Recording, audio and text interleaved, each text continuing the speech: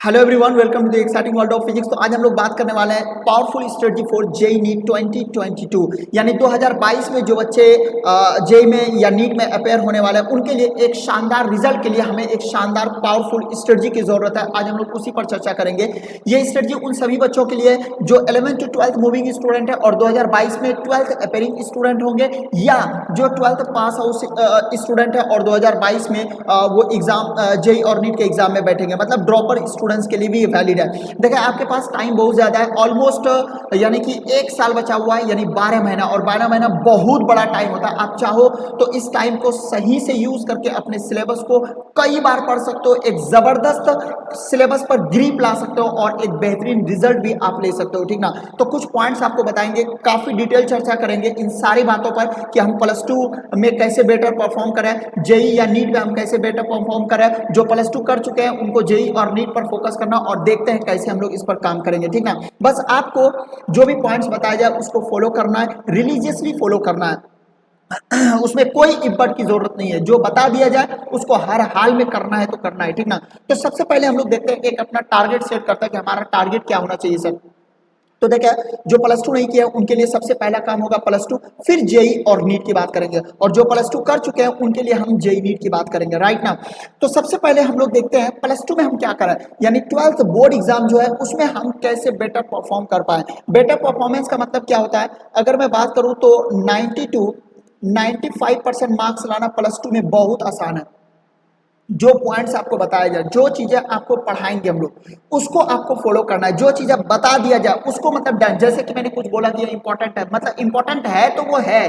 अगर कुछ चीजें बोल दिया गया याद करना, तो याद कर लिया तो कर लिया। किसी चीज को 10 बार लिखना है तो लिखना है तो लिखना है, उसमें कोई इब्बट की जरूरत नहीं है। हाँ, अपना अकल आप लगाओगे तब तो फिर मतलब कुछ कहा नहीं जा सकता है, लेकिन आपको कम से कम जो बताया जाए उसको फॉलो करना है। बिलीव मी, आपका रिजल्ट बहुत बहुत बेटर होने वाला है, ठीक ना। तो +2 के लिए बहुत ज्यादा घबराने की जरूरत नहीं है। जो आपको बताया जाए, जितना आपको पढ़ाया जाए उतना पढ़ना है, बस वो काफी है, ठीक ना। तो चलिए पहले सिलेबस पर हम लोग बात करते हैं, फिर बुक्स वगैरह पर भी बात करेंगे। तो सिलेबस की अगर बात करें तो हमारा 2 पार्ट होगा, एक 11th दूसरा 12th। 11th में आप वेक्टर पढ़ चुके हो, kinematics, NLM, friction, circular motion, work by energy, centre of mass, rotation, gravitation, fluid mechanics, SHM, waves and sound and heat and thermodynamics, ये आपका पूरा 11th का पार्ट हो गया। उसके बाद फिर हम बात करें electrostatic, current, magnet, EMI, AC, optics and modern physics, ये आपका 7 चैप्टर 12th पोर्शन में। अच्छा, कुछ लोगों को लग रहा होगा कि लंबा 11th का तो बहुत लंबा चौड़ा से चैप्टर सिलेबस है और 12th का बहुत कम सिलेबस है। इसमें दोनों लगभग बराबर है, ऐसा नहीं कि बराबर नहीं है, लेकिन कंपटीशन के पॉइंट ऑफ व्यू से देखा जाए तो ये आपके लिए ज्यादा इंपॉर्टेंट होता है। ऑलमोस्ट 60% क्वेश्चन खाली 12 से पूछा जाता है, और इससे आपका 40% क्वेश्चन पूछा जाता है, यानी ±5% रख लेंगे आप। अराउंड 55-60% क्वेश्चन 12 से पूछा जाता है, और 45 to 50% क्वेश्चन 11 से पूछा जाता है।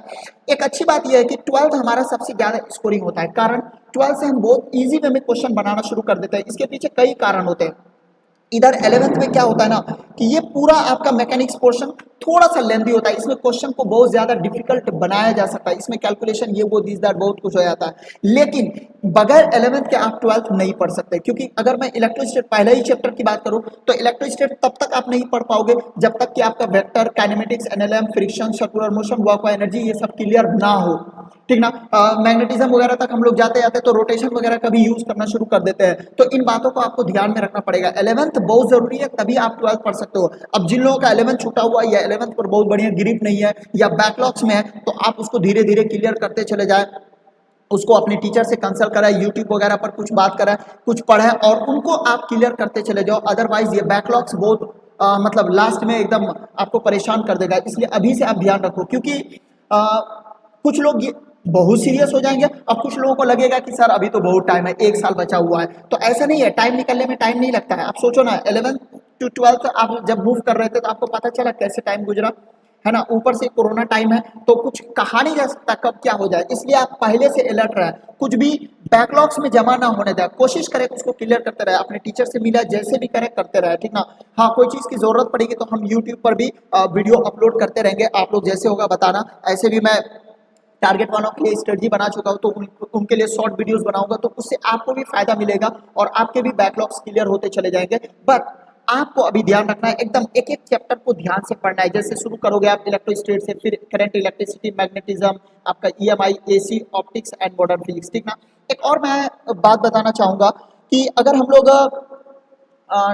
12th की बात करें तो ये जो पोर्शन है यहाँ तक मतलब इलेक्ट्रोस्टैट, करंट, मैग्नेट, ईएमआई, एसी, ये कहलाता है इलेक्ट्रोडायनेमिक्स। और इलेक्ट्रोडायनेमिक्स में से सबसे ज्यादा क्वेश्चन पूछा जाता है। उसके बाद सेकंड क्वेश्चन पर आ जाता है आपका ऑप्टिक्स और मॉडर्न फिजिक्स, फिर आपका इधर मैकेनिक्स, और एक तरफ आप ले लो एसएचएम, वेव्स और थर्मोडायनेमिक्स। ये 4 पार्ट है, इसको आपको थोड़ा सा ध्यान में रखना पड़ेगा, ठीक ना। चलिए अब कुछ और बात करते हैं। अच्छा, एक और बात ध्यान रखना है, शायद मैंने बता ही दिया कि आपको 12 से 60% क्वेश्चन पूछा जाता है और 11 से थोड़ा सा कम है, ज़्यादा आपका स्कोरिंग सेकंड पार्ट ही होता है, तो इसी से क्वेश्चन भी पूछा जा रहा है, ठीक ना।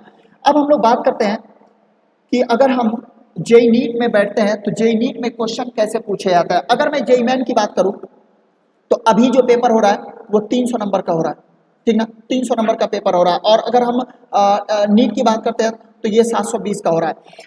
आप कितना मार्क्स लाओगे कि आप सेफ जोन में रहोगे, तो इस बात को आपको ध्यान में रखना है कि आपको कम से कम 250 प्लस मार्क्स लाना पड़ेगा जेईई मेन में एक बढ़िया एनआईटी लेने के लिए, एक बढ़िया ब्रांच लेने के लिए। हालांकि 200 में भी आपको एनआईटीज मिलना शुरू हो जाएगा, लेकिन सेफ जोन की जब हम बात कर रहे हैं तो मिनिमम आपको इतना चाहिए, 250 मार्क्स से नीचे नहीं होना चाहिए, ठीक ना। 720 की बात करें, क्वालिफाइंग मार्क्स बहुत कम है, आप 100 के आसपास रहोगे तो आप क्वालिफाई कर जाओगे। क्वालिफाई की मैं बात नहीं कर रहा हूँ, मैं बात कर रहा हूँ कि हमें एक अच्छे एनआईटी में जाना है, तो उसके लिए क्या करना पड़ेगा, तो 250 के अराउंड आपको रहना पड़ेगा। अगर मैं नीट की बात करूँ तो आपको करीबन 600 प्लस मार्क्स की जरूरत पड़ेगी। अगर आप इतना लाते हो तो आप सेफ जोन में रहते हो, ठीक ना। ये आपका मिनिमम क्राइटेरिया हो गया, इतना आपको लाना ही चाहिए। तो अगर हम परसेंटेज वाइज देखें तो ये करीबन हो जाता है 83% के आसपास, और ये भी करीबन 83% के आसपास हो जाता है। यानी कि आपको 100% क्वेश्चन सॉल्व करने की जरूरत नहीं है, 80% भी अगर आप सॉल्व करते हो तो आप क्वालिफाई कर जाओगे। अच्छा, कुछ लोग सोच रहे होंगे सर जेईई मेन में तो परसेंटाइल पूछा जाता है, परसेंटाइल बताया जाता है, परसेंटेज तो होता नहीं है। तो परसेंटेज और परसेंटाइल में फर्क होता है, इस बात को याद रखना है। 100% परसेंटाइल जो आता है, ये जो आप सुनते हो 100 परसेंटाइल, तो 100 परसेंटाइल का कभी मतलब नहीं होता है कि उसने 100% क्वेश्चन बनाया, नहीं, कभी नहीं होता है। मतलब 100 परसेंटाइल का मतलब सिर्फ इतना है कि जिस स्लॉट में उनका पेपर हुआ था उस पेपर में सबसे बेटर परफॉर्मेंस उसका है, ठीक ना। हो सकता है कि 100 में 100 क्वेश्चन बनाए हो, और हो सकता है कि वो मैक्सिमम हो, मैक्सिमम 90% तक ही गया हो, तो 90% वाला 100 परसेंटाइल कहलाएगा। तो खैर इसको ध्यान में रखना है, और इसका जो भी रिजल्ट आएगा वो सब परसेंटाइल में आएगा। परसेंटाइल से एक चीज याद आ रहा है कि आपने देखा होगा कि एक तो हो गया 100 परसेंटाइल, है ना, और दूसरा होता है 99 परसेंटाइल, ठीक ना। इससे नीचे वाले का तो कोई गिनती ही नहीं है। मतलब कौन किसका है, 99.9 परसेंटाइल, 99.8, 99.7, 99.6, 99.5 परसेंटाइल, इनकी बात हो रही है, सिर्फ इसकी चर्चा हो रही है। यानी कि अगर आप 97 परसेंटाइल लाते हो या 98 परसेंटाइल लाते हो तो कोई फायदा नहीं है, आपको कोई अच्छा कॉलेज नहीं मिलने वाला है।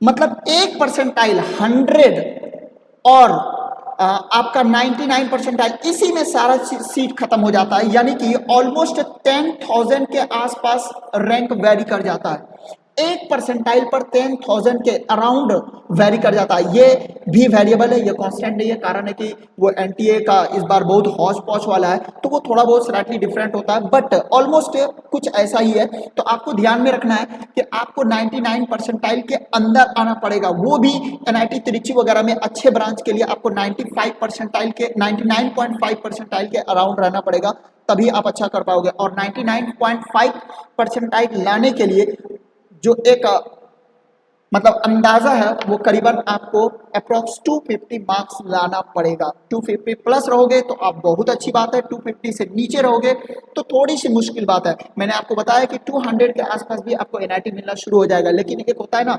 मनचाहा एनआईटी, मनचाहा एनआईटी में मनचाहा ब्रांच, उसके लिए मनचाहा नंबर भी चाहिए और उसके लिए मनचाहा मेहनत भी चाहिए। तो मेहनत से अगर आप कंप्रोमाइज नहीं कर रहे हो तो आपको कॉलेज में भी कंप्रोमाइज नहीं करना पड़ेगा और आपको ब्रांच में भी कंप्रोमाइज नहीं करना पड़ेगा। अगर आप मेहनत नहीं कर रहे हो तो हर जगह कंप्रोमाइज करना पड़ेगा, तो फिर आपके लिए कोई शिकायत वाली बात भी नहीं होनी चाहिए।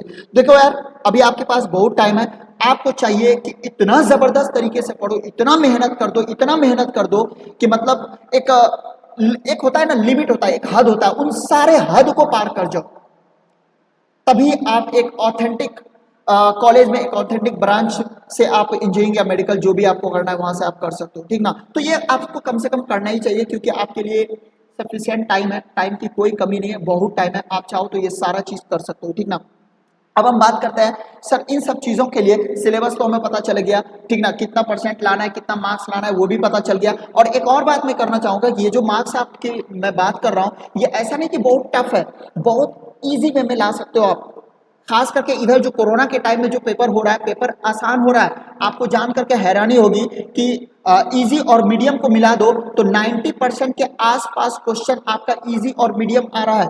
यानी इजी और मीडियम से ही आप चाहो तो आप टॉपर बन सकते हो, टफ की बात ही छोड़ दो, ठीक ना। तो आपको इन बातों को ध्यान में रखना है और अपने आप को अंडर एस्टिमेट नहीं करना है, ठीक ना। आप इतना कर सकते हो, शर्त यह कि थोड़ा सा आपको मेहनत करना पड़ेगा, सिक्वेंस में चलना पड़ेगा, कंटिन्यू मेहनत करना पड़ेगा। जो भी 8-10 घंटा आप पढ़ते हो तो रोज आपको पढ़ना है, तो पढ़ना है हर हाल में, तभी आप बहुत ही आसानी से इस टारगेट को अचीव कर सकते हो। बुक्स की बात करें तो सबसे फर्स्ट में आपको फर्स्ट प्रायोरिटी देना है अपने क्लासरूम नोट्स को। जो भी आप क्लासरूम नोट्स पढ़ते हो उसको आपको फर्स्ट प्रायोरिटी देना है। उसके बाद सेकंड जो आप बुक उठाओगे वो आपका प्रीवियस ईयर क्वेश्चन बैंक होना चाहिए, चाहे वो जेई का हो या नीट का हो, और उसके एक एक क्वेश्चन को मल्टीपल टाइम्स लगा डालो। उसके बाद एनसीईआरटी पर आ जाओ और एससी वर्मा, ठीक ना। और फिर क्या करना है, इनको मल्टीपल रिवीजन करना है। अच्छा, जब मैं नोट्स की बात करता हूं ना, तो नोट्स का मतलब ये हो गया कि आपको उसमें प्रीवियस ईयर क्वेश्चन भी मिलेंगे, एनसीईआरटी के भी क्वेश्चन मिलेंगे, एससीवी के भी क्वेश्चन मिलेंगे, ठीक ना। क्योंकि नोट्स में कोई भी ऐसा चैप्टर नहीं होता जिसमें मैं 50 to 100 क्वेश्चन ना कराता हूं, ठीक ना। तो अगर आप नोट्स पढ़ते हो तो मतलब इतना क्वेश्चन तो आप ऑलरेडी कर ही लेते हो, ठीक ना। तो सबसे फर्स्ट प्रायोरिटी आपको देना है नोट्स को, उसके बाद प्रीवियस ईयर क्वेश्चन बैंक को, और क्या करना है, इसको मल्टीपल रिवीजन करना, मिनिमम कितना, 5 टाइम्स, मिनिमम इतना। अगर आप इतना भी कर लेते हो ना तो आप टॉपर्स में से रहोगे, इसमें कोई शक वाली बात नहीं है, ठीक ना। और एक और चीज करना है कि पर डे आपका जो डेली रूटीन है जो भी है, आपको कम से कम 8 to 10 आवर्स पढ़ना है, तो पढ़ना है हर हाल में, ठीक ना। इसमें जो आपका कॉलेज है या कोचिंग वगैरह है उसको आप एडजस्ट करो, उसको आप मैनेज करो, ठीक ना। यूट्यूब वगैरह पर बेवजह फालतू टाइम मत बर्बाद किया करो, ऐसा नहीं कि कुछ भी देख रहे हैं। तो ये 2-3 बातें हो गई, ध्यान रखना है कि आपको +2 को इग्नोर नहीं करना है।